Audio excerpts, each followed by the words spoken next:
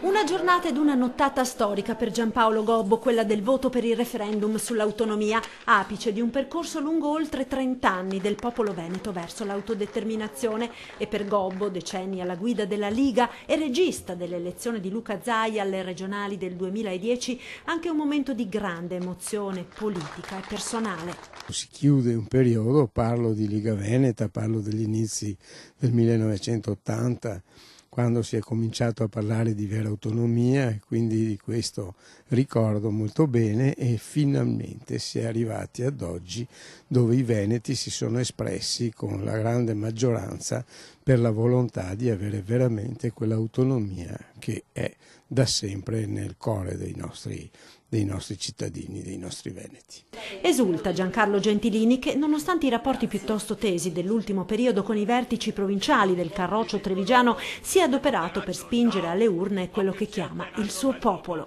Non voglio che ci sia la secessione, io voglio soltanto che il mio popolo possa godere maggiormente delle risorse che noi produciamo. Questo è il grande messaggio e credo che il governo